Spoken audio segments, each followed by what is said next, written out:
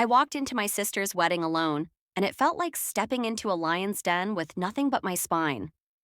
My name is Elise Harper, and I chose to arrive solo, not because I lacked options, but because I wanted to face the world's judgment unshielded. The grand hall glittered with wealth, chandeliers casting light on faces that turned to stare, their whispers sharp as glass.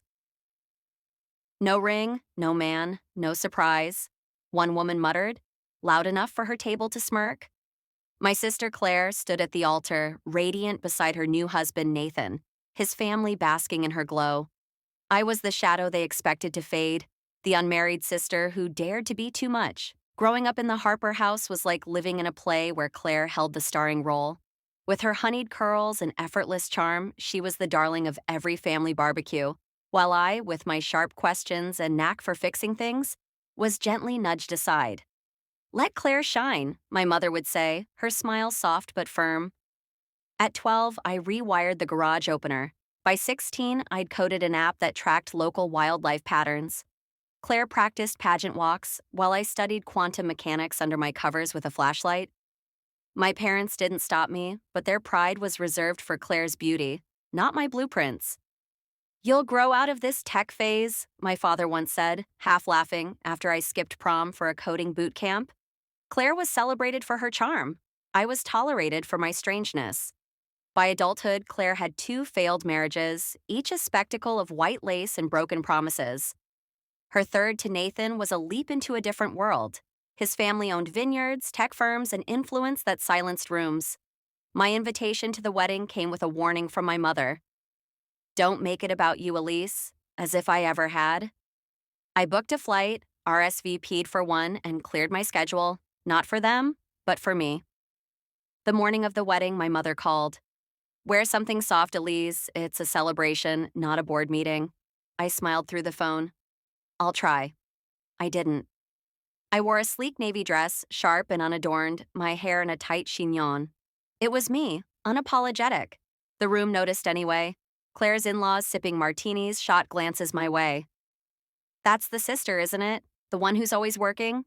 One aunt whispered, her tone dripping with pity. Claire barely acknowledged me, tossing a quick, "Hey, Elise," as she glided past for photos. I took my seat near the back, flanked by cousins who marveled at my solitude. No plus one? Really? One asked, stirring her cocktail.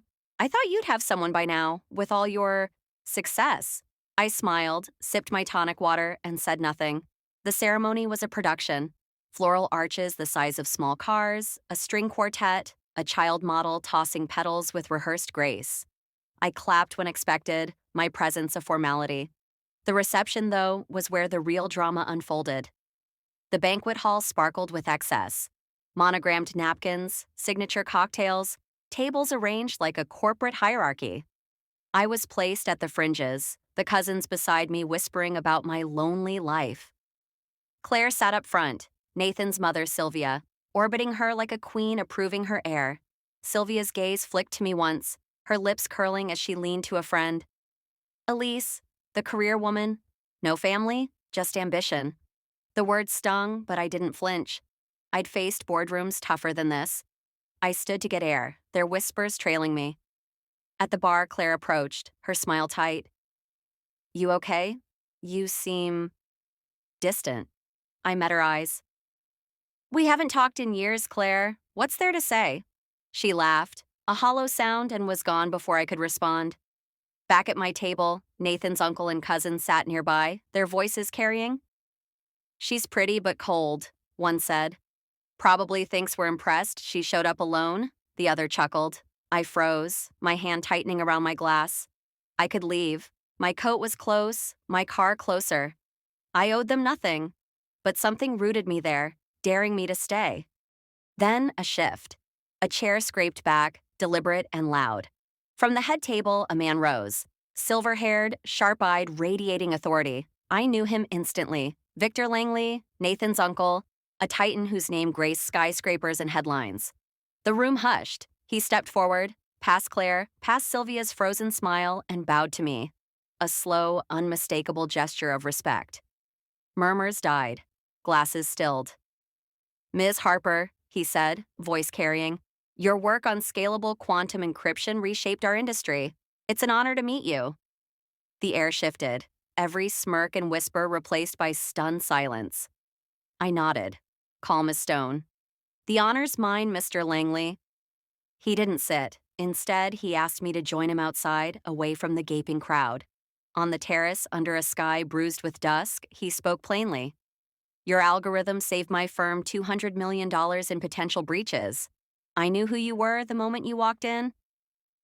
I tilted my head. Your family didn't. He smirked. They see what fits their story. You don't. He knew my journey. Nights coding in a cramped apartment, pitching to skeptical investors, building a company from nothing. My family saw none of it. To them, I was the sister who didn't fit, the one who chose circuits over charm. Back inside, the mood had shifted. Sylvia's smile was tight, Nathan pale. Claire's eyes burned with something like betrayal. She cornered me later, voice low. What was that with Uncle Victor? You couldn't let me have this? I held her gaze. I didn't ask for it, Claire. I just showed up. She stormed off, her veil trembling. The toast began, Nathan's father droning about love and legacy, then tossing a barb my way. To family, even those too busy for it. Laughter rippled.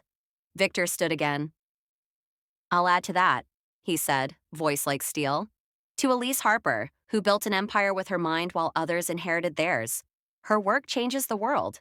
That's worth a toast. The room froze, no one daring to laugh now. My mother approached later, hesitant. We didn't know, Elise. About your work, Victor? I cut her off.